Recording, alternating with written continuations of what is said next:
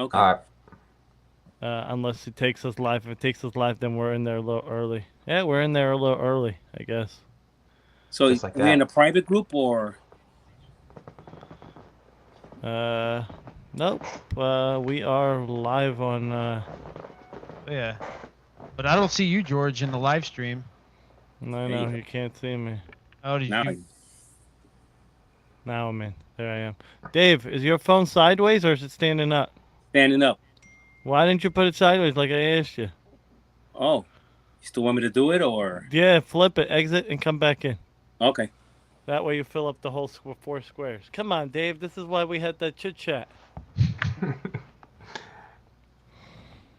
You sent him a text message and then you flipped it back normal.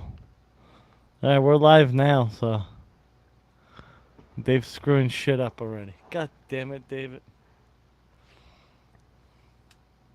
All right, he'll be back in. We're live, so we'll wait till Dave's back and then we'll start chit chatting and talking about everything else. Sounds good. And hopefully we get some. We got one viewer. Oh, it's Johnny. He's the #1 fan. Probably. Whoever comes in, just hit the chat and say hello. If you guys have a computer, you're welcome to chat in the computer with our guests. Don't hesitate. If you are going to pull up your YouTube, Alex, I forgot to tell you, just mute yourself. Mute your YouTube. Yeah, I So that did. you don't get a back feed. So I was wondering how. So you guys just have it pulled up on your phones or something? I have it right on my computer right in front of me. Oh, nice. I guess I could do that too. Yeah, so we're kind of doing like the whole thing here. The stuff we were supposed to do in the waiting room, we're doing it in here. It's kind of fun. People are getting the real experience. Oh, Dave's probably waiting for me to accept him to come in. Dave, where are you? What, did he get lost? Stay tuned, Johnny. We got some exciting news for next week, I think. Do I get to hear that today? Yeah, you I don't get to know. hear It's it up to today. it's up to George. Nice. You get to hear it next week. The leak. We got I a guess- lot of good people coming on, man. All right, here comes Dave. Let's see if he's good. He's sideways. Is he sideways? Ah, there he is. There it is. He is That's great. sideways. That's what we're talking about. Bring your phone up a little bit, Dave.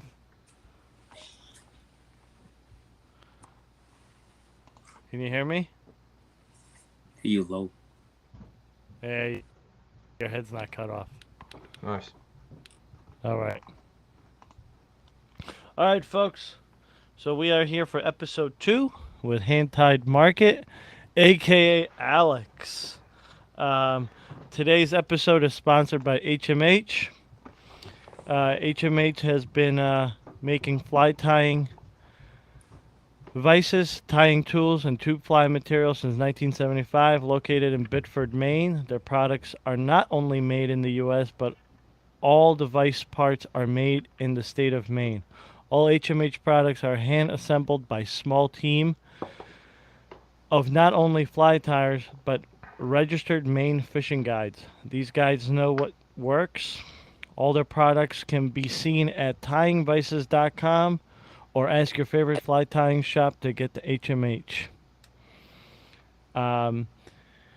Today's episode is being brought to you by Riverside FM. If you guys are looking to start a podcast or just do some, talking live, head over to Riverside. The link is down in the description. Sign up, and super easy. You could even edit your videos right off the bat.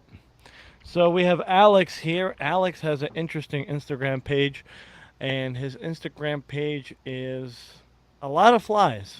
So why don't you tell us a little bit about Hand Tied Market Sure. and about yourself as well? All right. I guess I can start with myself. So my name is Alex. As George mentioned, I currently run an Instagram page. So far, it has turned into a blog, more or less, but it's been a collection of fly tires, more specifically fly tires that sell fly, so vendors, on different scales. There's some folks that have been doing this for a really long time, some folks that have just gotten into the game, but either way, there are, and I believe there are, so many profound skill sets out there. And I had an interest in learning from a lot of people, talking to a lot of people, kind of like a collection of these different vendors, and in hopes to kind of have like a one-stop shop if you were looking for a certain style of tire, whether it's streamers, dries, whatever, that you could kind of go and scroll and click around and see what people have to offer. So again, it's kind of turned into a blog at this point, but we can probably get in a little bit tonight about, I guess, what hopeful plans that I've gotten for it and what I've done with it so far outside of just the Instagram page. But I really appreciate you guys having me on. Yeah, no problem. I know a lot of guys are going to have a lot of questions, so anybody in the chat, if you guys have any questions for Alex, just feel free to type them away. I know Joe's got like a big question he wants to ask right off the bat, probably because he was bugging me about different things today. So, Joe, go for it. Ask away. Big question. So yeah, let me So Alex, now that I know your name, because I couldn't find it on the Hand Tied Market page. Um, I was trying to figure out what you did, right? I saw a lot of flies on there, but it sounds like you're a promoter. Like, are you like an agent for fly fishing? Like, do you try to find like the newest guy and try to promote him to get some kind of fly tying contracts with companies? Like, I was just trying to figure it out because that sounded real good what I just said, but Yeah. I was trying to figure it out. Alex is like, now you got. Actually, I want to go. It's a really good question. I guess it could be seen that way. If somebody had, so people initially, like when I was like reaching out to just like try to get people to showcase on the page more or less or write about them, I was just basically like prospecting, like on Instagram, just like sending so many messages like, hey, I really like the work. Can I write a piece about you and just share some of your stuff? And then I kind of said like, here's my goal, And at first it was met with a lot of skepticism. People were like, oh, like, how do you structure your deals? Like, are you looking to take a cut if I get a sale through your page? And totally reasonable, really logical thing to ask, right? I think, and maybe some of you guys can relate to that. I'm sure there's a lot of fly tires out there that people reach out and say, hey, can I sell your stuff on my website or at my shop or whatever? But no, not technically a promoter. I'd say right now more of a blogger than anything.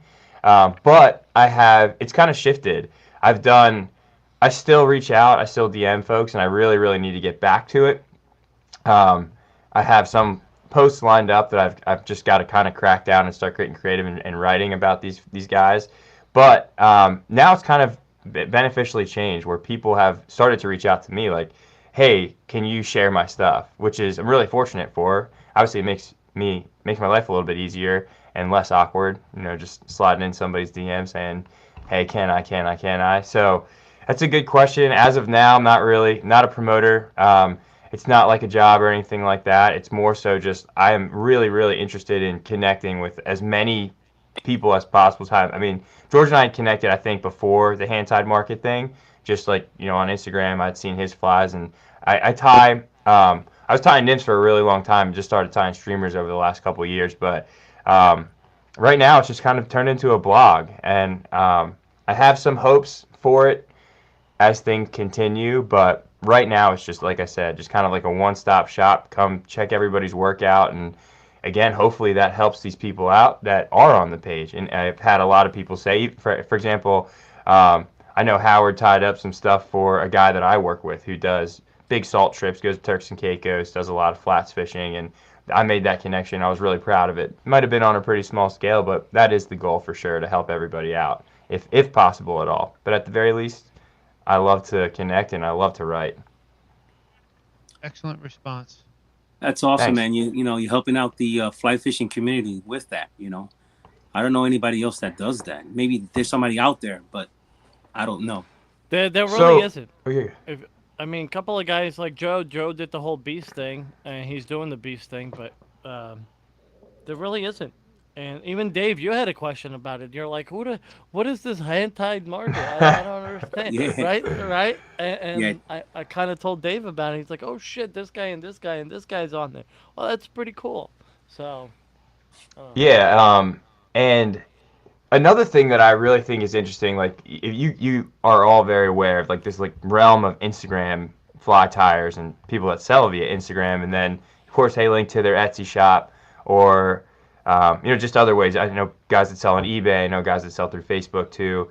And I'm sure there's other outlets, but there's some really, really good tires out there that just get no love. Like outstanding work, and it's like this guy sells flies with 100 followers, and again, that's where I guess it's somewhat of a promoter thing, but with no personal gain aside from I just really, really like to learn about different people in different parts of the country.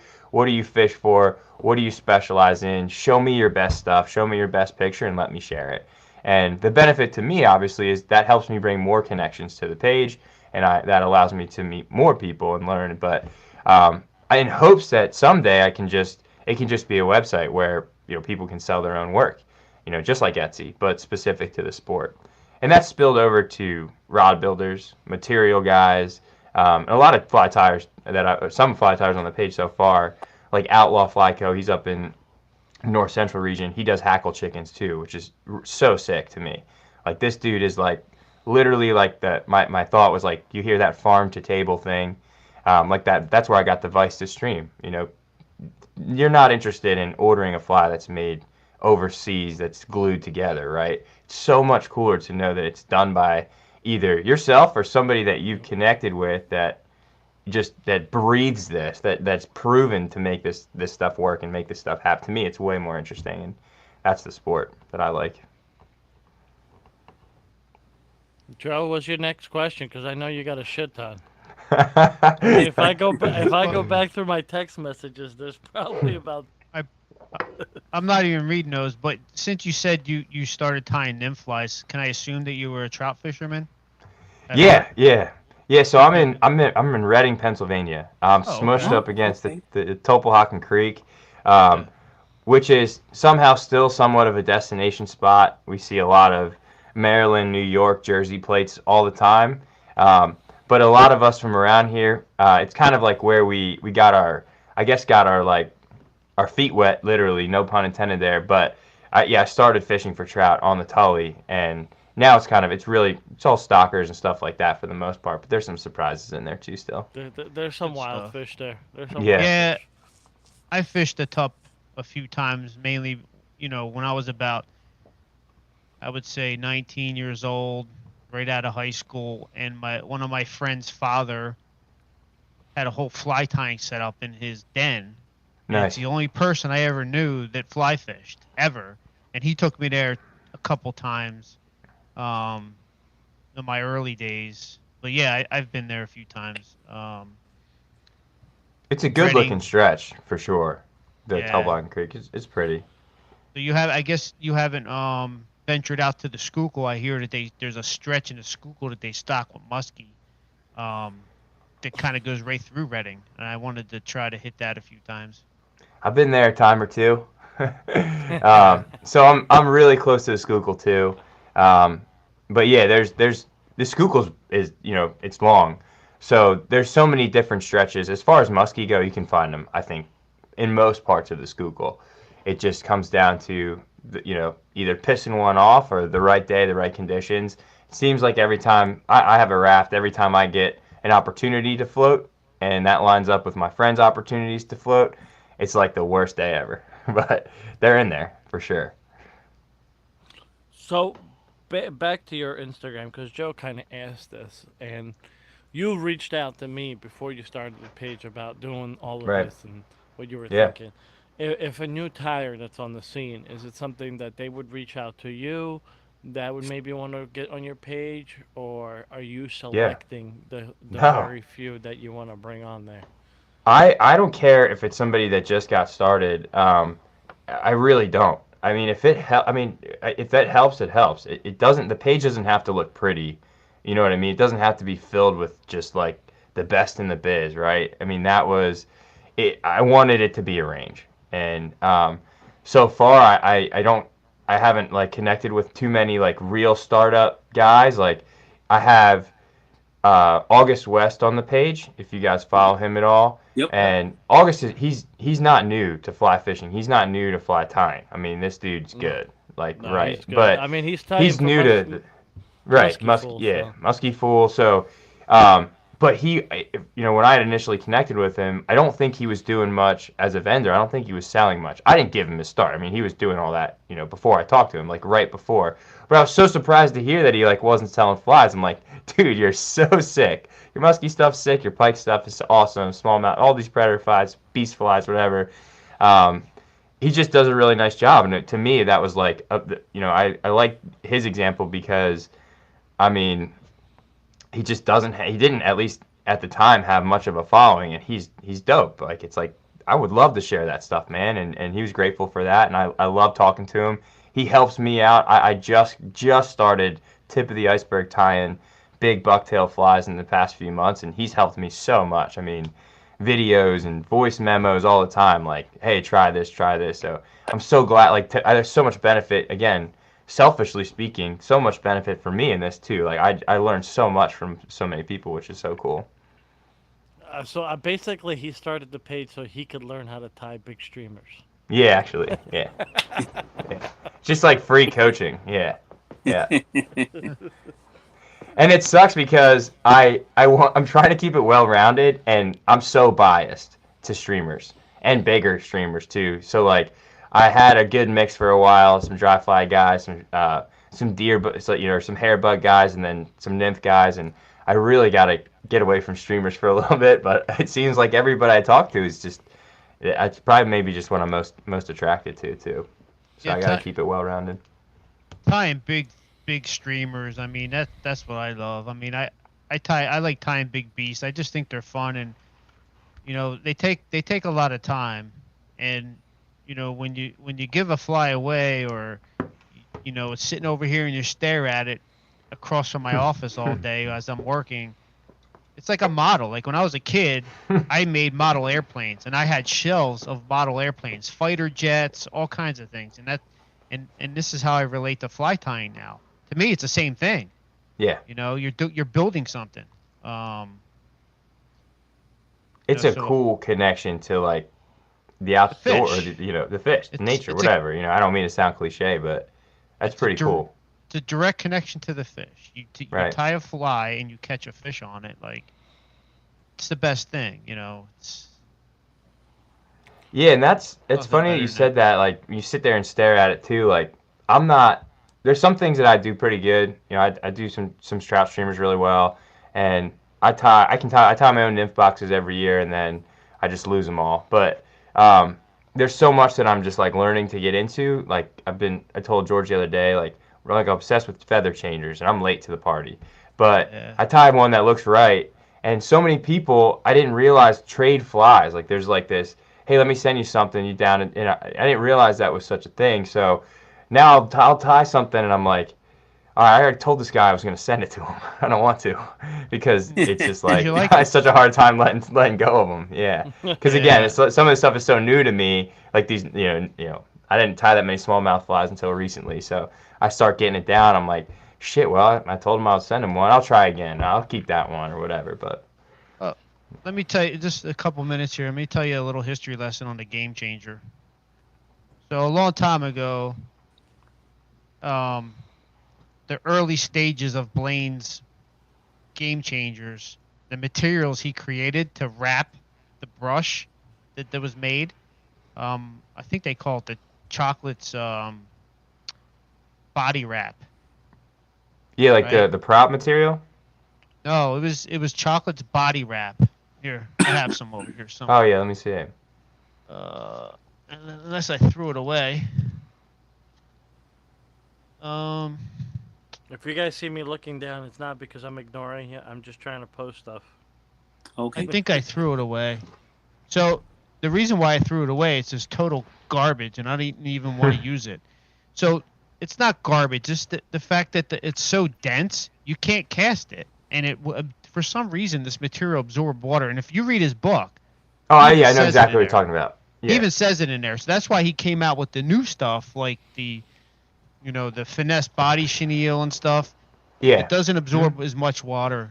But I remember using some of those up on the Penobscot and on a 7 weight, and once they were water soaked, I couldn't cast those things 30 feet.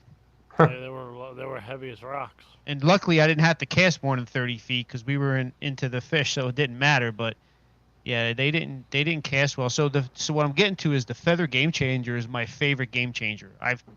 I've got literally $600 worth of feathers to tie those things. And Those right, whiting capes. Yep, I even got the ones that Blaine had on his website. He had like these big giant ones. Yeah. I got like a half a dozen off of him. And the key to those is they cast easy. Even though they absorb water, it's nothing like the original body wrap. I just like the taper, and I like real feathers more than synthetic. So I'm a little impartial to natural materials. Yeah, I like them too. I mean, I just bought my first few from Schultz, and then I got a couple from Muskie Fool over the last few months. Now I can't stop ordering them. It's like I can't stop. Well, if you hang on one sec, I'm gonna get out of focus here. I'm gonna get something for you. I think I know that body wrap. To me, it looks like I've never fished with it and I've never tied with it, but it doesn't it look like Velcro almost, like all rolled up or something, like like a tape or something. Yeah, basically, I got a whole box full of bucktail game changers. This is a bucktail game changer. Yeah, that's awesome. And you need at least a 10 weight to cast this thing. Mm-hmm. And just the shanks, because I'm using the big game shanks. They're so heavy. This thing weighs a ton. But I know it'll sink with all this bucktail. And I tested I tested this fly at a lake. It sinks. That thing's sick. And I got a couple of them. I got that box. There's one in there that's just for pike and muskie. It's ridiculous. So you get out for pike and muskie pretty often. Is that kind of your game? Or I think George was telling me you're a salt guy. Yeah, I never get out for. I have fished for pike and muskie, but when I used to target them, it was small stuff. It was 6-inch. It was big lefties deceivers I was making back in the 90s. But this past year or two, no, I haven't actually. I'm gonna do a little more with my son because he lives in South Carolina on the western part, right on kind of like where eastern Tennessee is and western North Carolina. That's a whole. They've been stocking muskies in all these rivers and streams out there, and it's really taken off. That's awesome. I'm gonna get more into it, but hopefully. Apparently, the catch the big muskie, it's like a wintertime thing. It's like from November to like March. Yeah, there's some guys around my area here. Reading is Berks County, like the southeastern Pennsylvania, it's fishier than I think I realized it was when I was younger or when I started fly fishing. I'm getting an 11 weight made right now from Slow Roll Rod Company. If you've ever seen him on Instagram, his name is Mark Cabico. He's local to me, and he does a hell of a job. He made me a 3-weight glass rod last year in spring, and at the time my kid was small enough I could just put him in my backpack, like I had a pack for him, and I fished the shit out of that rod, dude. I've banged it up. It's a hell of a touch, man. That thing's awesome. So like I said, I've never really chased muskie, but now that I've got this drift boat, that's changed my interest. Now it's like, okay, let's try. So he's just got these blanks in. He's gonna wrap up an 11 weight for me, and I'm looking forward to it. I've never even spent a day with an 11 weight. I've casted them, but this will be new for me. So Mark, if you're listening, Mark, that's your pro staffer right there. He just signed himself up. Yeah, I already asked him if I could put that in my Instagram bio on my personal page. I just had an 11 weight built up by a gentleman on Instagram, a gentleman that I knew. He built me up 11 weight North Forks composite blank. That's what this is too. Yeah, it's awesome, and I got the extended fighting butt on it. Okay. So you can grab it for figure eights. Yeah. The figure eight method is old, right? The gear guys have been doing it for muskie forever, and I've actually done it for stripers in my boat off the beach. All right, one time we were having these in the spring. It was April. We these migrating bass were coming up, and we just saw some birds, diving down, hitting the water, going back up, diving down. I'm like, there's something under them birds. So we took some casts, and there was a school of fish, and every fish was following our flies to the boat. They wouldn't hit. So finally, one just, from thinking the whole muskie thing, I just did it without my boat partner even realizing. By the way, my boat partner was C. Taylor. I mean, if you ever seen his flies, you can visit his page. I created a page for him called C. Taylor Classics. I mean, this guy was the BG of the late '90s, early 2000s, before there was a BG. There's that. And Those initials again. He uses nothing but natural materials. Anyway, so the fish kept following and following and following, and finally, I was stripping it slow because they weren't hitting it fast. They weren't hitting it dead drifting. So finally, I was just doing it slow, and you could see the bass under it following. And finally, I got to the boat. I jammed my rod tip down into the water and started doing a figure eight, and then right on the one turn, as soon as I turned it, whipped it around, the bass just inhaled the fly, boat side. And these were 20+ pound fish. And then my boat partner Chris, did the same thing on the next cast and got a hook up. So I got this rod to twofold, right, for musky fishing and for doing figure eights at the boat. Because I noticed a couple times last year at the Raritan Bay, we had a similar situation. I tried to figure eight, but as soon as I jammed the rod in the water, I think I hit a fish or two, and then the fish got scared and spooked away. But that's why I got an 11 weight built up to be my musky rod and my big bass rod. Yeah, I'm looking forward to it. Yeah, I'm usually just on the 8 weight, and that's as big as I usually go. I don't have a reason to go bigger, but I'm looking forward to it. And yeah, if you're listening, Mark, I'm looking forward to getting that rod. So let's get spinning. If he's not listening, then he just wasted a follow because he's missing some good content here. So like you fish for a lot of pike and muskie, obviously, and trout by you. Have you tried other species like redfish or like snook or anything like that? I wish. I've got some buddies down in Florida, and I think I was telling George the other day too that they've taken a few whacks at them and had some success, just being in the area, but not on. I don't get to saltwater fish. I never have at all. I've never striper fished. I've never red fished. So no. I'd love to. And all of my muskie ventures, I've just been on the oars so far, but I've been fortunate enough to see some eats, which is cool.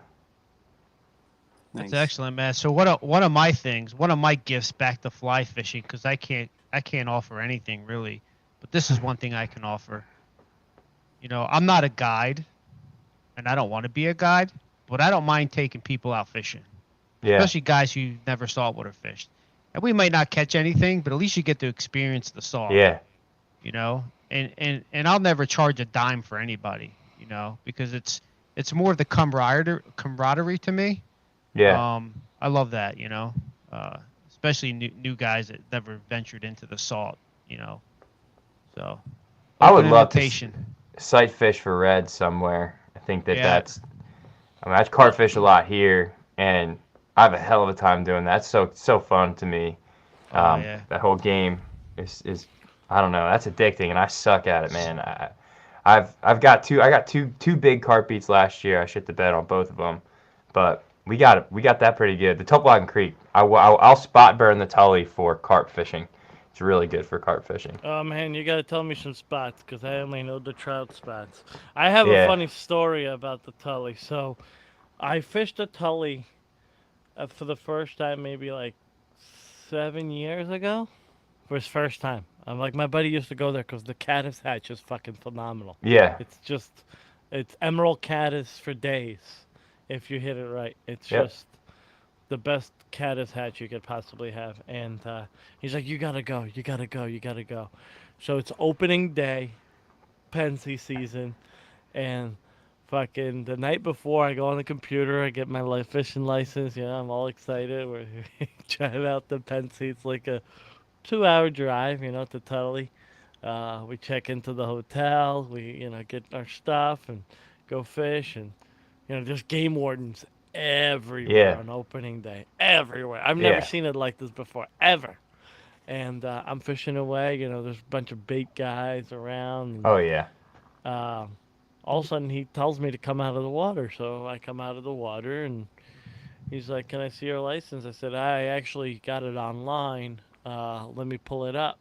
And I go onto the website, and it says, "You did not check out." Oh no. And I said, "Son of a bitch." So I said, I got, it took my money. It said paid on the website. So he goes, "You know, it's funny because when did you buy it? Last night?" I said, "Yeah." He goes, "The website glitched out. Just everybody was on it. Oh, nice. And everybody that was trying to buy it last night, they couldn't purchase it." I said, "Okay." I'm like, in my head, I'm saying, he's going to give me a fucking break. He's Yeah. gonna give me a fucking break. As he He's gonna should. he's gonna just let me buy it right here, right now, and that's gonna be the end of it, right? And I'm fly fishing, needless to say, and fly fishing, not with bait, fly fishing. You know, I Yeah, can you're being understand nicer about it. you know, like we catch and release 99% of the time. Fly fishermen catch and release. Bait guys usually catch and keep. So I'm like, "I'm so sorry, you know, it was a mistake." And he goes, "Yeah, let me go back to my car. Let me run your stuff." So he runs my stuff, comes back and hands me a ticket. He goes, "You're done Wow. fishing for the day." I Wow. said, What? "Oh, I guess my whole weekend got ruined because we're here for the weekend." So I got a $500 ticket for fishing without a license. Whoa. Wow. It's terrible. Like, I got Yeah. busted once in Florida, and the Florida fishing game are awesome. Like, I was fishing because I was only there for the weekend for working, and I was fishing for snook off this bridge, fly fishing, and he pulls up and does the same thing. But this time he comes out with his nice little machine, right? It's like this was a long time ago, like a big UPS computer looking thing. And he's like, here, this is where you can purchase your license right now. Otherwise, I have to give you a ticket. That's So awesome. he gave me the option to buy a ticket right then and there, and I did. That's awesome. So I know a few game wardens in PA because they're all the same ones. You have the ones that run Bucks County, that run Lehigh Valley. They all know each other. They go back and forth. They help each other out. If they're having an issue on the stream, they're gonna be help. So I talked to the guy that I normally see where I normally fish, and I told him what happened. He goes, "Oh, you're the guy. You're the guy he was telling me about." I'm like, "Yeah." No. He goes, "What a dick, huh? He's a fucking prick." Like, he goes, he knew the site was down. He knew you Yeah, that's paid, shitty. Super shitty. and your payment went through, but it didn't go through because the site was a state issue. You stated that you had an issue with the site. It's not like, and he knew of the issue. He should have just let it go, told you to go get in the truck, use your smartphone, and order it Yeah. right then and there, and then show him proof that you just paid for it. Yeah, I And he had shoulda my just let biggest. it go. I guess my license story is the only one I have is Montana. I'm an idiot and just I was like it's on my phone, but you're not. I'm not thinking that. Well, I'm not gonna charge my fucking phone for the next 3 days. We're camping. We're floating. So we get done a float. I think it was on the Missouri, and as soon as we pull off, they're just like they just wait at the boat ramps. You know, just check everybody, check everybody, check everybody. You guys have your licenses, and I was like. Shit, my phone's dead. I tell this dude that my phone's dead, and he like made us like charge that fucker and show him. Like I didn't get to. I thought he was gonna be like, don't worry about it, but like I literally had to. He like camped with us until I got. At least he Yeah, let you. that's true. That's true. Yep. So the Tully did not get fished from that time till 2 years ago. And I went 2 years ago and I caught a 24-inch wild brown or a Yes. holdover. Hold over. Yeah. Yeah. But, Nice. Yeah. There's some. That's what I meant. There's some gems in there that swim in from some of the feeders, but and that's what to me that's kind of exciting, I guess. Like, and there are obviously some big ugly fun stockers to catch too. Don't get me wrong. It's so close to my house. I'm telling you, I can go there on a lunch break and spend an hour and just go right back to work. It's so close for me, which is awesome. Alex, what got you into fly fishing? That's a good question. So, I went to a local college around here. It's just 25 minutes, half an hour down the road. And then I had a few friends that went to West Virginia. And a few of them had started fly fishing in high school. We'd always been fishing the Schuylkill for smallmouth with just spin rods. So in high school, after school, we would go right to this bait shop that was in the city in Reading. It was called J&J Sporting Goods or something like that. But they had shiners. It was almost every day. We'd go grab shiners. We'd go right to the Schuylkill, fish the same stretch. And then these dudes continued to fish. I didn't fish in college at all. And then I saw these guys in West Virginia. My buddy Ryan, his name's Ryan Case, and he actually lives in Montana now. That's who I went to visit the last time I was there. He's a really good angler, just outdoorsman all around. You know, it's a big thing for him. And I was seeing him post online on Instagram or Facebook, I don't remember, all of these brown trout and just awesome fish, big ones, beautiful ones, whatever, brookies in West Virginia on with the fly. And I was like, I just remember messaging him like, dude, you got to show me how, like, you got to help me out here. Like, what the hell do I need to get into the game? And he was one of the few guys that moved back to Reading after college. So it was just him and I and a few other close friends, fortunately. And he really put me on. I mean, he was like, yeah, I think I got started with just like a Cabela's kit, and this was back in 2013. And so I guess not that long ago, but feels like a long time for me. But Cabela's kit, and then he honestly I think back now, I'm like, man, he was fucking patient because he took me out a lot. And you know what it's like when somebody's just getting started. Some people really take to it, and then they get independent. And I think I'm relatively independent. Like, I was still going out by myself and probably had no idea what I was doing. It took me a long time to catch a trout. And then once I did, it was like I was obsessed with fly fishing. And I disconnected with it for a little bit and then really regrouped with it in like 2019, so just a few years ago. But I never really stopped, but he's the reason I got into it. I just remember seeing him and all these dudes in West Virginia catch fish and like videos and these long outings they would have out. I was like, I need to get into that. I'm like, that looks like something I would really enjoy, and I was right. I love it. That's awesome, man. It's a nice story. Yeah, thanks for asking. Yep. Yes. Joe? Yeah, Alex. With that said, what's your favorite fish to catch on the fly? Right now, smallmouth. I never thought I would say that. I always liked to fish smallmouth. Don't get me wrong. Obviously, like I probably fish for trout more than anything, and I have fished for trout more than anything. I still fish for trout more than anything, but smallmouth for sure. I mean, and I haven't spent that much time doing it, but every summer when I'm pretty cautious. Like, if it's too hot to fish trout, I'm just not gonna do it. Like, I'll just go fish smallmouth. We're right here. They're everywhere for me. So every single time it's smallmouth season for me is usually the summertime, heavy in the summertime, and I'm just like, this is really what I like to do. And it's also like I feel because with trout, like you get so wacky about like, okay, if there's a hatch, there's a hatch. You know, what do I need to? What am I using today? What do I need to tie this week? You know, what's the weather going to be like?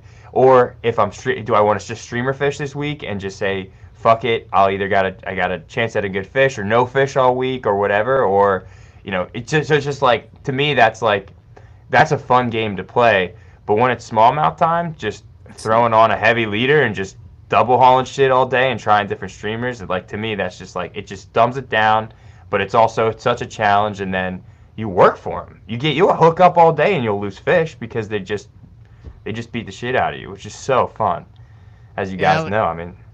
Yeah, Alex, you missed it. What weight you using? I use an 8-weight. Yeah. Oh, 8-weight? Okay. Yeah.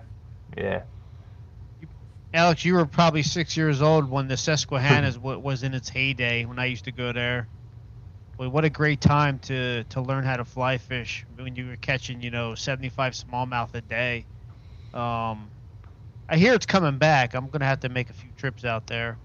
It doesn't suck. It's not bad. Yeah. I mean, there Yeah. there was a stretch there was terrible. Like they had a huge fish kill. I Really? mean, there was That sucks. at least a 10 to 12 year stretch where they had the smallmouth had the whirling disease, and that plagued itself all the way down in Virginia and the Shenandoah, and it was probably around that time when they started stocking muskies in all those same rivers, the James River, the New River. So it's just ironic, but yeah, I mean, smallmouth are awesome. I still go to Maine every year to catch smallmouth. I just love it, man. Yeah, it's awesome. Yeah, I think I caught one real nice one on the Schuylkill this year, wade fishing. Before I got the raft in. Um, I'd really work. You can't on the Schuylkill. There are big fish in there, like but at the same time, like you might never catch a big smallmouth on the Schuylkill too. Well, So it's just I have a secret on the Schuylkill. Someone told me about it. I have yet to exploit it because sometimes it's just not possible. Did you ever see that? Did you ever see that Western Steelhead video where they launched a drift boat down the side of a mountain, basically to get into a stretch of the river? I know what you're talking about. So No, I don't it's think I've seen cool because they pull up to the first boat ramp and you couldn't find a spot to launch. There was no parking. The guide's like, we're gonna go up north to a section that no one fishes, and they pull off the side of the road, and they're like, where are we gonna launch the boat? Oh, down the side of the mountain. So he put together this hoist off of his truck and his trailer and lowered the boat down the side of the cliff. Well, basically you have to do that to this stretch of the Schuylkill because there's no boat ramps to get into, and there's a dam on one side and a dam on the other side, and there's just no boat ramps. Literally, you have to do that in this section. I haven't yet to try that yet, but a raft might be the idea because you can just lower the raft down off a bridge or something. yeah. But I hear there's some big smallmouth sitting in there. I'm sure there are. Like I said, I'd never really had that success with really big ones, but I know that they're in there. I'm sure they're in there, I should say. But the stretch that I usually wade fish is no secret, and which kind of sucks because Reading can be a rowdy place and people definitely ruin a good thing for sure. I mean, they have to put signs up everywhere, like no fires, no drinking, no swim. It's dangerous too. I mean, but everybody wants to treat it like a beach and trash it, which sucks. But there's times I'm fishing and people are having like a party on the water, and it's like, come on, guys, like trash everywhere and shit. It's like it sucks, but. And it's not just this. It's not just there. It's any river you go to. It seems like, and I kind of wanted to touch base with this. It's like if you have a good stretch of a river and you have you're catching a lot of big fish. They do studies every year on a stream to see what fish are holding in certain pockets, whether they're reproducing, whether they're not reproducing. If you're gonna make certain sections for certain fish. So for instance, like with trout, they have trophy stretches, they have conservation stretches, and so on and so forth. Do what they do with a lot of the trophy stretches. Okay, you could keep a trout between this size and this size. If it's bigger than that, that's a spawner. Yeah. That's going to be a big female most likely. Yeah. You have to release that. They do that same thing with stripers. In a way, I wish the 6-pack license that they have for striped bass wasn't the way it is, because a captain could take out 2 boat crews in one day and kill 12 stripers, and it doesn't matter how big they are because there is no limit for those guys. Why is Kinda that? fucked up. I don't know, and I don't want to start politics. I don't want to talk about fishing politics, but because it causes a lot of controversy. But Joe's a catch and release guy, Dave's a catch and release guy. I'm a catch and release guy. Maybe I kept one striper last year, and I don't think I'm keeping another striper ever again, because how it made me feel when I brought him home, it made me sick to my stomach cutting that beautiful fish apart. Just eat it. I kept one striper in my life, and I felt great about taking it home because the thing was going to die. It was gut hooked. and Well- the thing it was bleeding, so it was good. I mean, if you got to take it home and because you did something like that, or you Sure. just can't revive it, and it's gonna die, keep it. But I'm saying, like, don't just catch and keep. There's so many Right. guys that are just, and they're killing stretches. They're not preserving these stretches of rivers, and the rivers are getting trashed. The ocean's getting trashed. You get stripers running up these rivers in Connecticut, Rhode Island, New Jersey, New York, all up and down the East Coast. And the rivers, like, I went to Maryland and I fished in Maryland, and the rivers are just trash. They just don't give a shit. And I don't know if it's the bait guys, is it the homeless people, what is it? But why are we not patrol? Like, we have all these people that we hire to patrol these rivers. I think in a way they should preserve it and help us For sure. Well, Yeah. keep it cleaner. And George, I went out for the first time last week at a specific river in South Jersey, and I pull up, and there was 2 game wardens sitting in their trucks right there. I mean, they know this is a spot, and it's marketed by a local Atlantic City bait and tackle store. They pretty much send everybody this spot. Not to the spot that I'm going, because I kind of hike into the woods and then like another mile into the marsh. But there was game wardens out there checking, so in this spot, they were there. it just makes me angry though, like, because they're just right there. But then you have like the spots like you.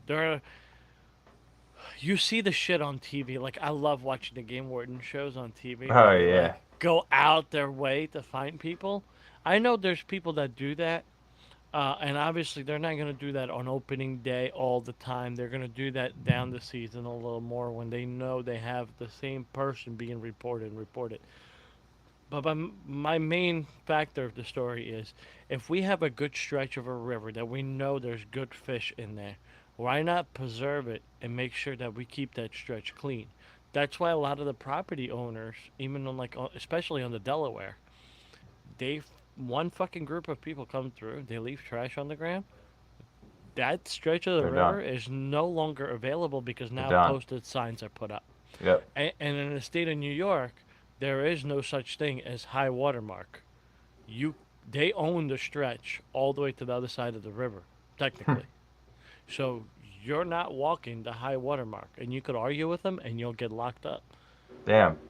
Yeah. So be respectful. You go out there, clean up after yourself. It's not that hard. I carry Yeah, even trash on the- back with me usually. Yeah. I was gonna say that I think it's usually starts with just anglers. I mean, like, even on a smaller scale, we've just got different trout streams that run through Berks County, and if you guys are familiar with like TCO, Yep. Grant Bridges, really good fly tire. He used to work at this TCO Redding shop, which is right down the street from me too, and he organized some some small creek cleanups, and there's no doubt that we were the only group doing that shit, which is crazy to me because we've got Berks County Board of Conservation, and they do a great job. Though I'm not knocking them, and they're there with us too. So that shout out to them. But it's just amazing, like, and then while you're doing that, people are asking, like, or if they're thankful or they're asking why we're there, who we are, and we're like, we're just doing it, And these are just small streams, right? But you guys fill truck beds with shit from a small stream in a quarter-mile stretch. It's unbelievable, and it's just like, that's not a few weeks of shit. That's a year or more. It's like that's a problem. But I think it comes down to just like guys like us or normal people that just are like, oh shit, this is a problem. We got to figure something out. George, do we have any questions for Alex? The questions just go on. If you fish, I meant from the guests. Oh, from the guest? Oh. Not It's like really. there's Forgot a about few. that. I don't see any. How'd you get the name? The hand-tied market? Yeah. That's a good question. See, I didn't even think of that one. That's a good question. Because again, like, the idea of like having, even though like I'm not selling anything, my hats right now. That's cool. I gotta pick one up. Yeah, I got a George few got left. They did really well. they George, did? thank you for the support. Yeah, they did well. I got I'm not ordering, like, I'm not a clothing company, right? So like I wanted to be cautious with that whole thing. I'll answer your question too, but like you see a lot of guys too, like start fly fishing companies right on Instagram, and like their first post is like, "Hey, shirts are live. Like, grab a hoodie." And it's like, well, slow down, dude. Like nobody knows who you are, right? I didn't want to give the wrong idea. I truly mean the most personal gain from my page so far has just been able to meet people. Like this opportunity today is fantastic to get down. I was telling George this week, I'm like, I'm having a hell of a week. Can't wait to just sit down and talk about fishing, and ask you guys questions, answer questions, whatever. So I didn't want to do the merch thing too quick, and then people were saying, like, I had my own hat made, and people were like, "Where do I get one?" Or they would see it in a picture, like, "Hey, do you have a link?" And I was like, "Well, not yet, but I only ordered 36 because I couldn't afford some big ass wholesale shit." Yeah, they're fucking expensive. Yeah, dude. You think that you're like gonna make, or people probably think like you make money selling a hat for $30. They're expensive. No. Hell no. So yeah, and that feels wrong. But Then you gotta get the patch made too, so you Yeah. pay extra for the patch. but yeah, to answer your question, the name, the idea just came from like a marketplace, and I wanted to be kind of ambiguous. Like it's not just like anything fly fishing until you kind of like click it, and then so two people I also want to shout out: Big River Hat Company. He's in the mid, or I'm sorry, the north central too. He had reached out to me on Instagram, and I think he was just doing like prospecting. Like he was just like, "Hey, I like the logo. Can I make you hats? Is there any needs?" And I was like, "Yeah, perfect timing." I was like, "I've had a few people asking," and he was so great to work with. Like for any other small business or page or event, whatever, hit this dude up. I mean, he had this shit done so quick, really easy. Like I'm not typing emails back and forth. It's like, "Hey, let's set up a call." I told him what I wanted, sent him some different shit. He sent me a bunch of different versions. He did all that work. And then it was just like the easiest shit ever. And I don't know anything about merchandise, right? But Right. yeah, so the name came from just, I wanted to be kind of ambiguous and like hand-tied, obviously hand-tied flies. And then the market idea is just that it's just like one-stop place where you can go find people that tie hand-tied flies and sell them. Which is kind of like the goal from not removing it from Instagram, but moving it from Instagram to a different platform, just like a website in the future. But again, that's a huge project, and hopefully no one steals my idea until then, but maybe they will. The logo is Spoolie. That's the mascot. That was done by Zach Johnson Medland, who used to work for TCO Fly Shop. He did marketing for them for quite some time. So if you've got TCO gear, there's a good chance that he did it. And same deal. It just came down to, for one, he's a really, really good person. He's in the sport. I mean, he's no bullshit. Like he's an outdoorsman, and he really cares about fishing. But he also had the experience with TCO.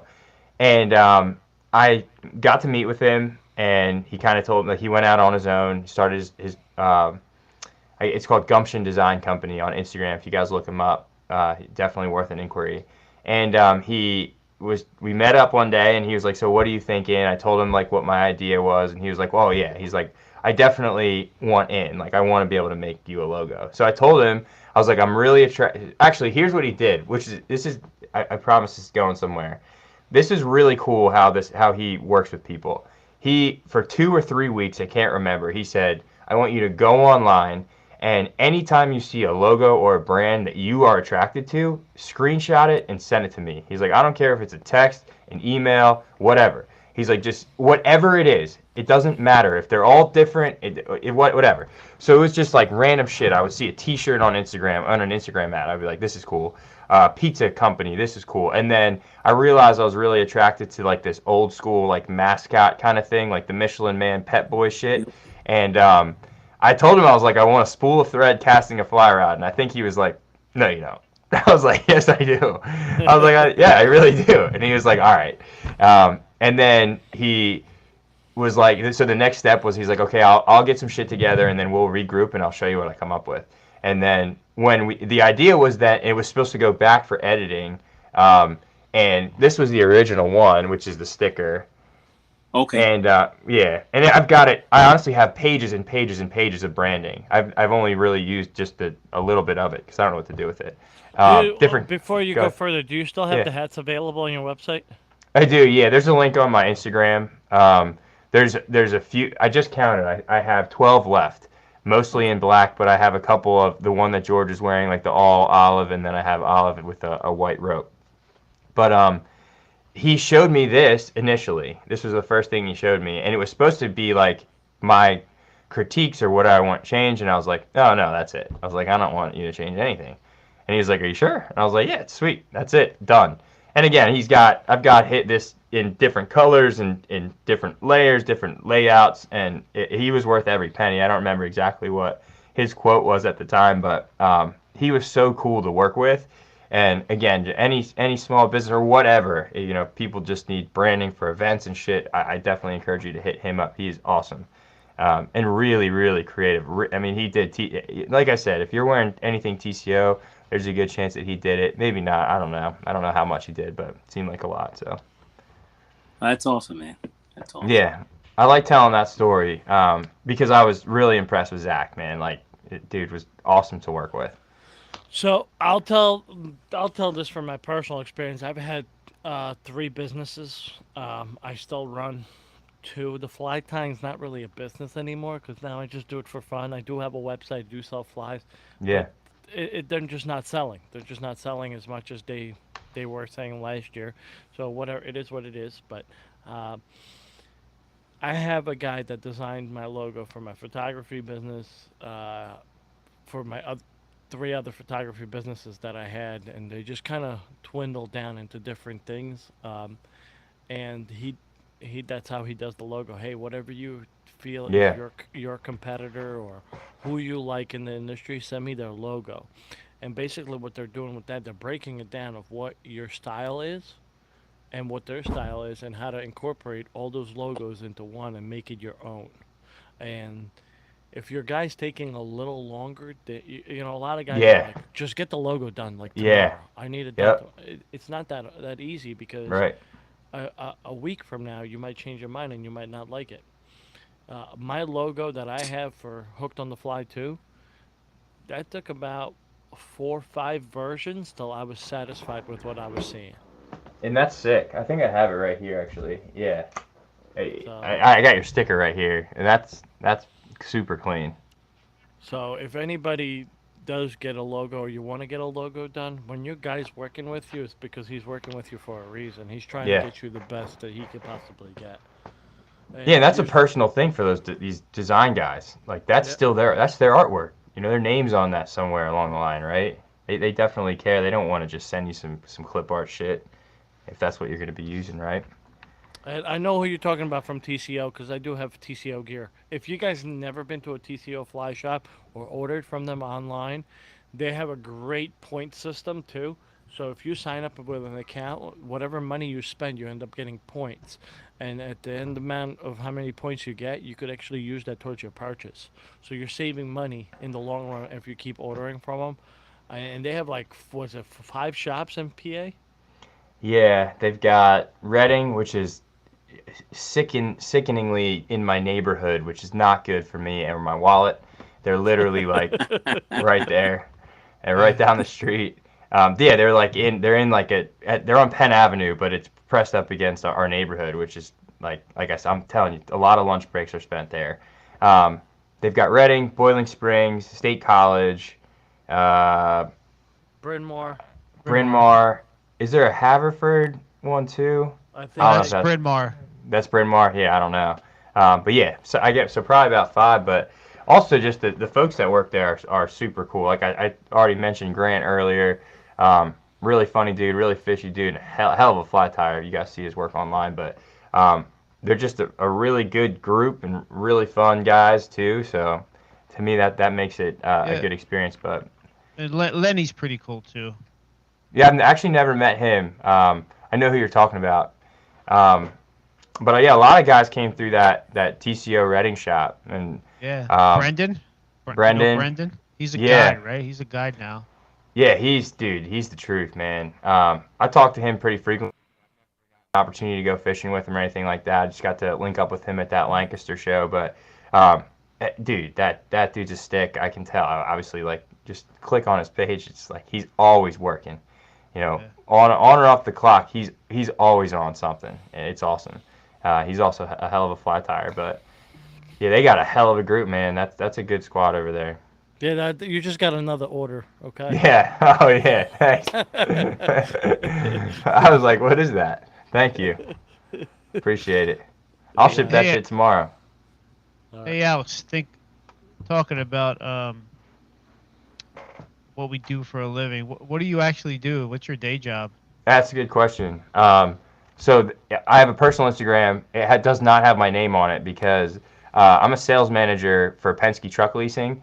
I got a pretty big group of folks that I work with, and I just don't want to be searchable. So they can follow Hand Tied Market, but yeah. So I'm a sales manager for Penske. I've been there for almost 8 years now already, which is crazy. But yeah, I started just doing sales for them, and then became manager, fortunately enough, a couple years ago, and that's what I still do. Excellent. And speaking of the hand tied market, you talked about what's in the future plans for that.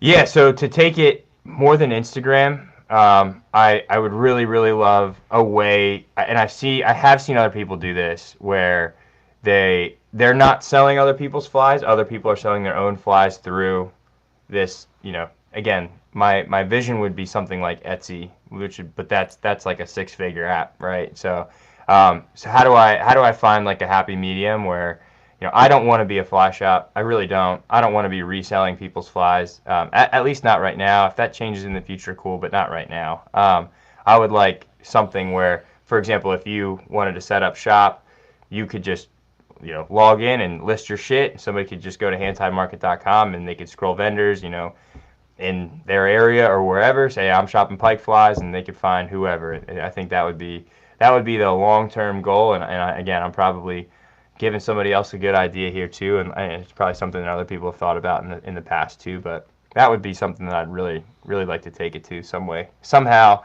If you're an investor and you're listening, please hit me up. I'd love to love to pitch it to you.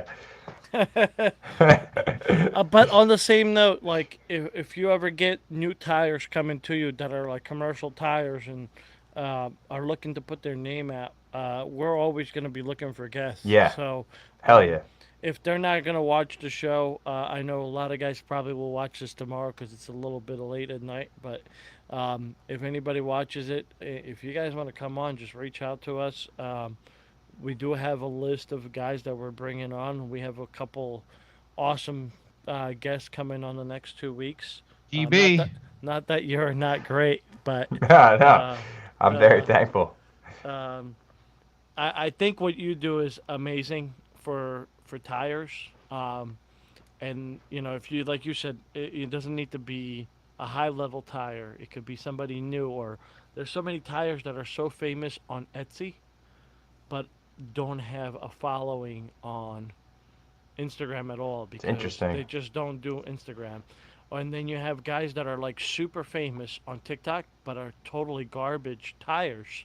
But they're trying, but they Sure. get their follows on TikTok because of uh, Their media. their Yeah. their media. They Mm. know how to connect to the crowd. They're very with the trends. They're with the trends. They're just not good tires, but they promote themselves as tires. Um, Right. which you're going to have that even on Instagram. You're going to have guys that are really good tires and really bad tires, and you're going to have the intermediate tires. But I think it's amazing that you're catering not just to the fucking good guys. Yeah. You're No. catering towards the small guys and the guys, and you don't care. It's just all about just putting the work out there and putting, Yeah. and that's just amazing. And then you're not charging anything either. You're just I just like telling. to write too. I really like to write. I like to the blog aspect of it is really fun to me. Just like time flies, like to if I can get like a little creative piece together about somebody like that, I get excited about that shit for some reason. And that's truly, I mean, when you did a piece on me, that I was like, wow, like that. I felt important. I was like, holy shit, That's look at that's exactly this. the goal. I you truly mean know, that. Yeah. Yeah. it does boost the confidence in people. And after you did that, my tying went up another notch.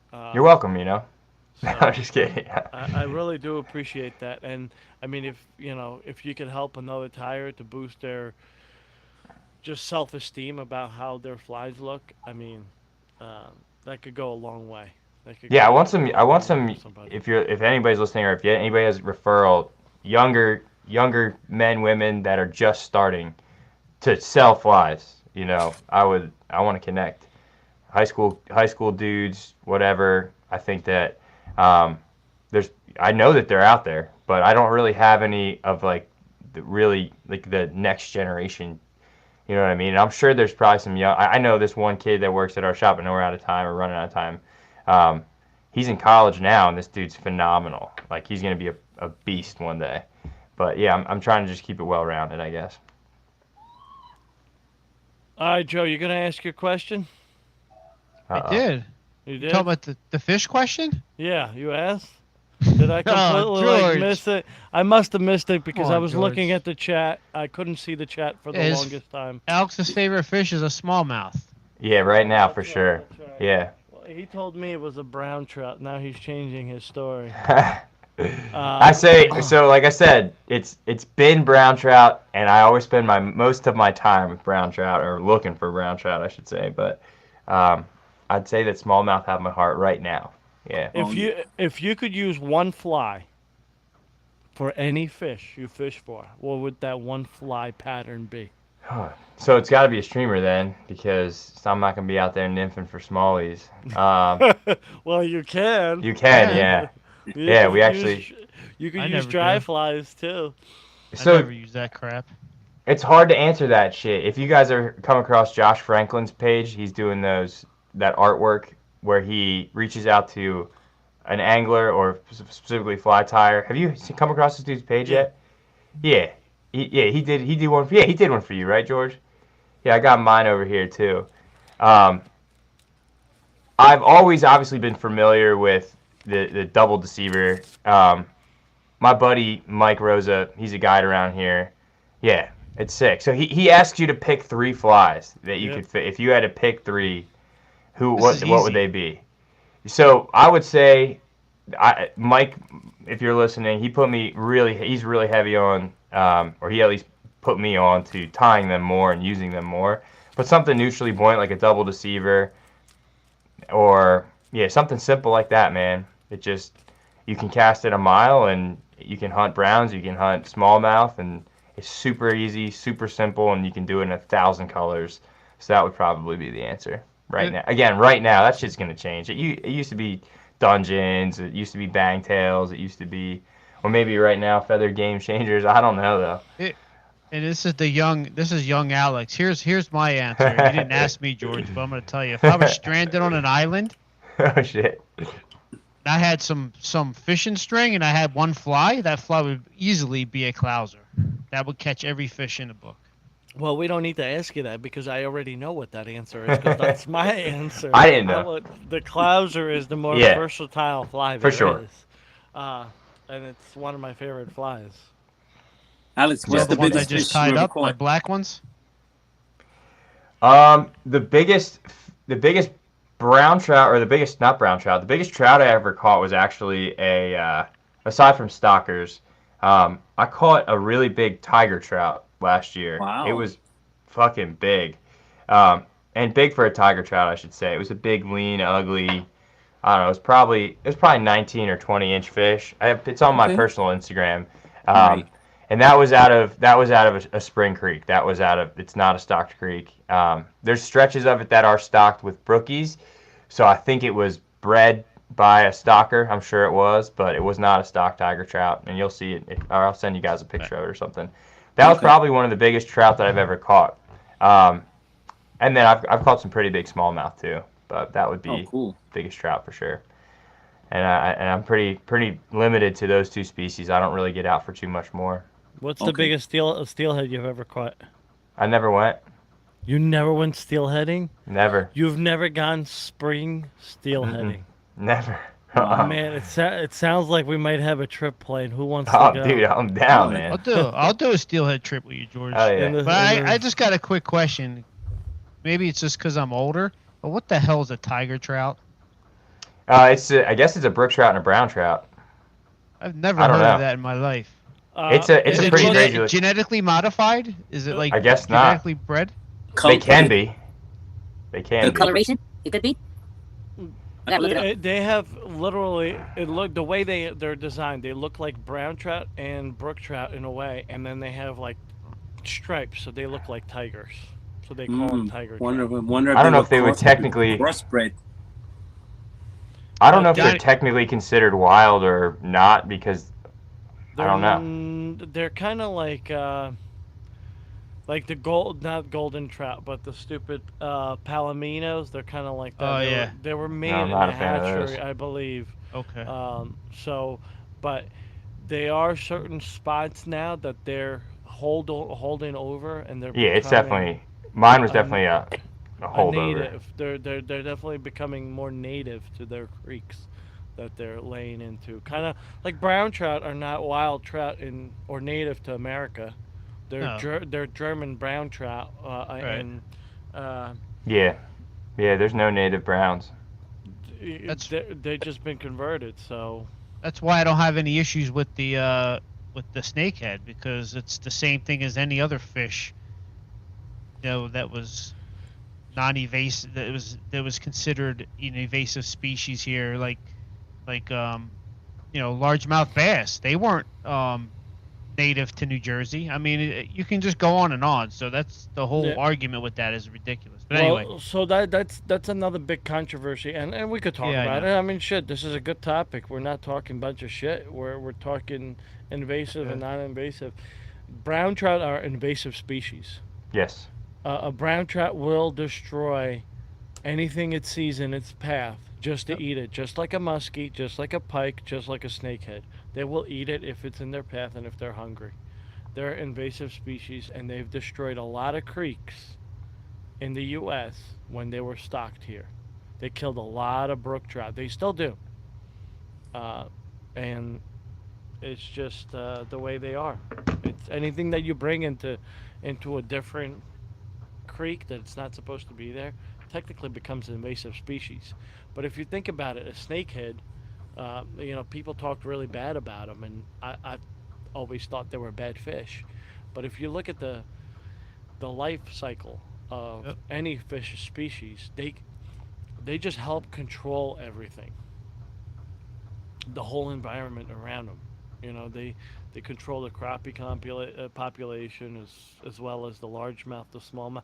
They all help Well- each other out. and they live in water that regular freshwater fish can't survive in. Like, I've seen it. They can live in mud puddles basically. Yeah. I've seen it. I mean, there's a few questions here. Johnny has a question. I don't know. He's asking us, what's the biggest steelhead you ever caught? I guess George. I already Yeah. I already asked that, but the biggest steelhead I've ever caught, I think, was like a 32 incher. Yeah. That was a big. That's big as hell. I tell you, I caught a couple big steelhead, but that wasn't fun to catch because it was in the fly fishing section in the Pulaski. And boy, when you catch a nice steelhead, it just runs left or runs right, and then you're crossing over 7 lines. And then soon as you chase the fish and try to go back to your spot, you don't have a spot to go back to. Nope. So I've tapped into those live streams and had there's like live streams of people fishing or salmon fishing or steelhead fishing and shit. My friends have like sent me links to watch them. You see these guys like falling over each other and stuff. That's crazy. That would stress me out. That's how it is when you go up there. So you like when you go trout fishing here, or you go striper fishing on the beach, if you're willing to walk and separate yourself from the Yeah. group, you're not gonna be next to somebody unless Yeah. it's your friend. Right. And it's good to have a buddy, because when you're fishing for steelhead in the cold in the winter, Oh yeah. and you fall in Yeah. like I did, and you become a bobber going down the Pulaski, and you think you're gonna end up in Lake Ontario till you grab a branch and pull yourself out. Jesus.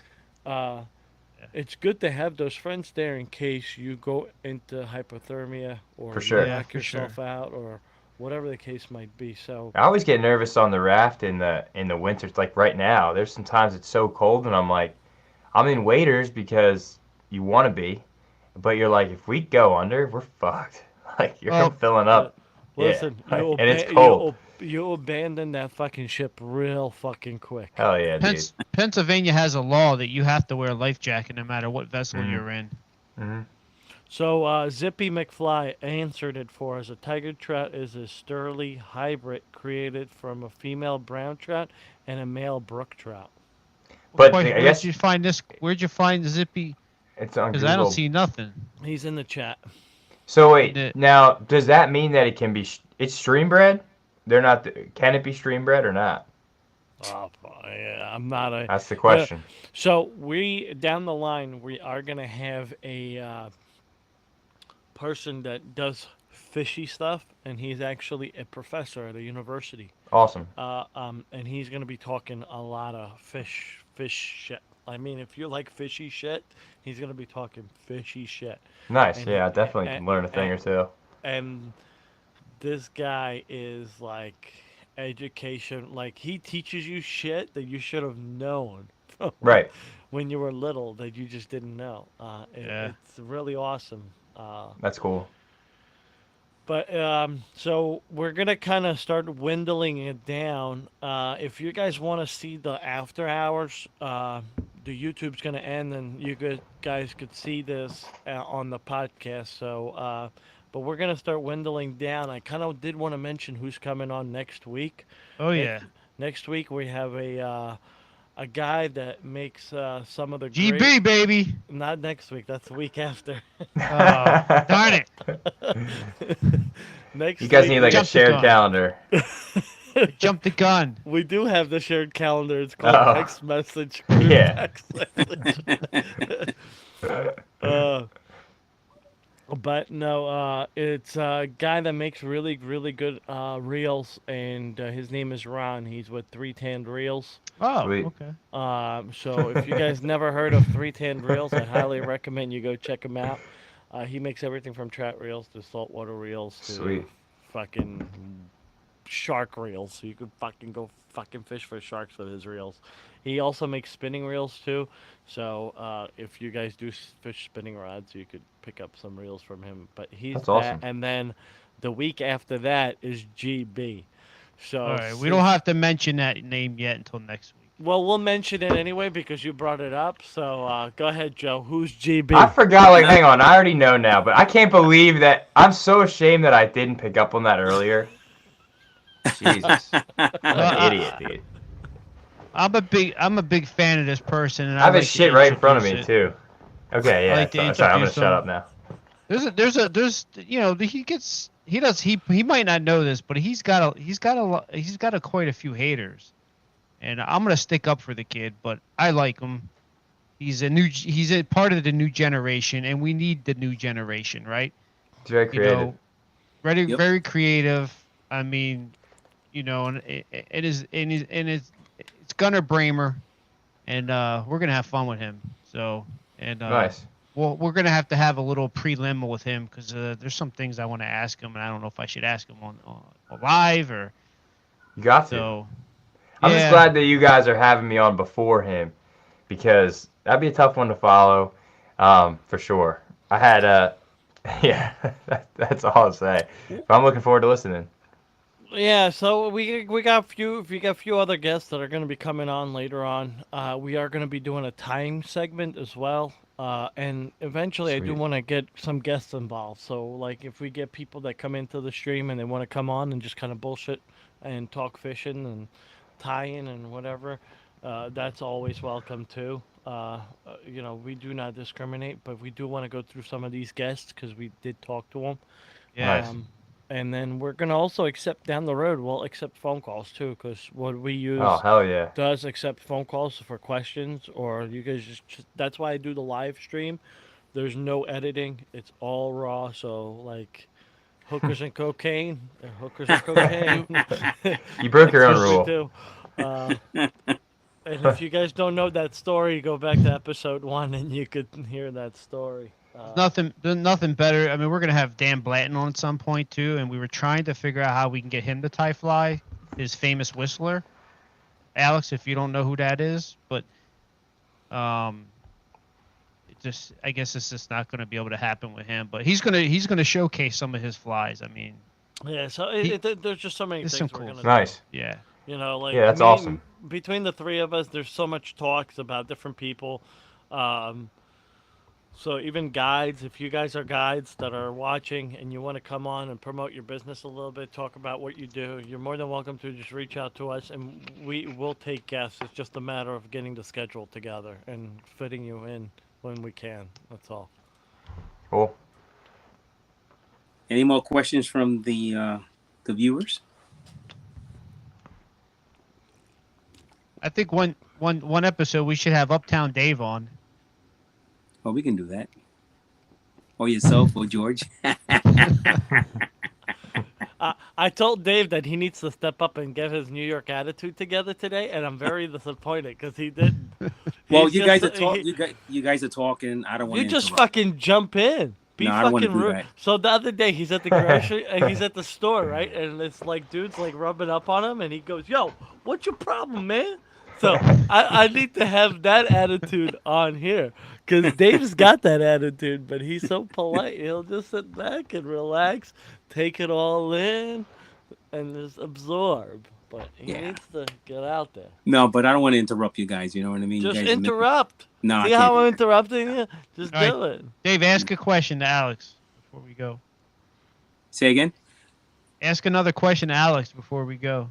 Oh, before we go. Oh, can't even think. I can't even think of one now. Put you on the spot. Yeah. I got a good one. Hold on, before you ask, I want to know about that muskie that when you were rowing, and you had 2 flies. Tell me. Oh, that was, you mean the brown trout? No, the muskie. Row, Are you talking about- You switch the fly, boom. Oh no, that was Mikey B's brown trout. We were musky fishing though. And that was Ah. that was a brown, huge brown. I'm not gonna say where. We were musky fishing, and all he had was I think a 12 weight with a full musky rig with a bite wire and one of those like what do they call it, George, like an easy clip, whatever those. Just Yep. to Fast snap- attach. Yeah, Fast fast attach, attach.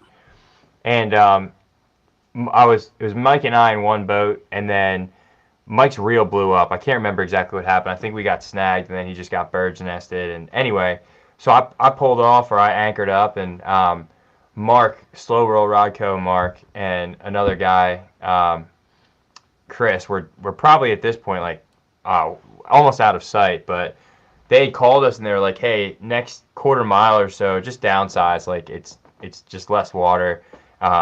Just see what else is in here. And again, I can't say where, but we traveled for the spot. And again, we only had musky flies. I had just had like one feathered game changer that Luke tied from Bronze River Fly Company. You check him out. This dude's really, really good at tying them. He ties for a lot of shops that you guys are familiar with too.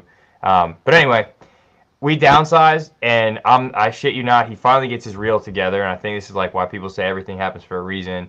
Mike doesn't get to fish too much, at least in the last few months. Mike just had his second kid. He's busy. I'm busy. We don't get to spend a lot of time together, so we're stoked to be out. Again, it's a musky trip. We've got one fly that's just less than, I don't know, 9-10 inches, and this one's just a regular little, I don't know, 5 or 6 inch changer. So he gets his reel together, and they give us a call and say, hey, downsize. And he's like, I don't have anything to downsize with. I'm like, oh, I have like I have something in like a dry storage box. I was like, I got a changer, throw this shit on. I think he slaps the water with that thing once. Maybe it was 2 casts, and just gets crushed by a really, really, really big fish. That's on my Instagram. That is on the Hand Tied Market page. And that was, I mean, a really big fish. He got fucking worked. But it was worth it, and I was quick on the scoop. But it was just one of those things, like, I don't know. Like I said, I've witnessed my friends catch a lot of muskie this year, and I've seen my friends catch a lot of big browns this year. But that was one of those times where it's just like everything came together, and It's a a just big a really fish. big series of events was just like, yeah, that shit was heavy as hell, man. But this one, it's like one of those things, you know, you get all pissed off, shit, my reel's fucked, and then 10 minutes later, the whole entire day changes, right? And it's just like that's what's so great about, and you know, it goes without saying, it's what's so great about the sport. But that was a cool little story. I was happy to be a part of that one. That was the first fish in the raft actually, because the raft has only musky fish so far for the most part, and I've only been rowing, so that was the first connection. We did not expect that to happen, but it was awesome. All right, Big old Dave. fish. Question, Dave. Shoot it. Have you ever catch a muskie and how big it was? I never have, no. Oh, never have. There another story too. It's very similar to that one. Another Mike Rosa, SBA fly fishing, streambred anglers. He's a guide in PA. I don't want to say where we were, but we were It's okay. fishing for brown trout. This was on his raft, and I can't say enough good things about this dude. For one, he's a really good time, but on top of that, he just I'm not paying him, but he's like a personal guide. Like he just genuinely gets pleasure out of just being out there rowing and putting people on fish. So he's rowing, I don't know, 90% of the day, and we're probably in the last mile of the float. And I was like, dude, like let me get up here. Let me get on the oars. No, I'm good. I'm like, I ask again in a few minutes. He's like, all right, cool. I'll take a couple whacks. He's like, you're gonna be pretty pissed when I smack a big brown like right away. He's just fucking with me or whatever. And I'm not exaggerating. I'm not exaggerating. It's a trout fly. It's an 8-weight rod. And he puts a fly in the water and gets crushed by a muskie on like the first cast. And I was Wow. like, get the fuck out here. I was missing fish all day. All day. I was just sore. And it was still a beautiful day. But damn, it was just one of those things. Once again, it's like, all right now, like, I'm due. Let's just say that. I'm fucking due. It's going to happen soon. Oh, But yeah, that was another one of those things. It's like how that series of events. I'm fishing my life away. I can't get it. I can't stick one, or a brown was what it was there for. And then as soon as my ass hits that fucking that rower seat, he's locked up, bent over on a muskie, and we got in the boat. I was like, holy shit, dude, what are the odds? But it was awesome. That's cool, man. Yeah, Cool. but no, I don't have any. None under my belt. All right. What? So, Johnny, if you want to hear the story, you're gonna have to listen to the podcast. I'll tell the story to them when we go into the podcast. So, guys, I think we're gonna wrap it up here, and it's been an hour and 24 minutes or something like that. 26 minutes. That's a long Yeah. time. But that was a great interview, Alex. Thank you so much for coming on, Thank you guys. I really And- appreciate it.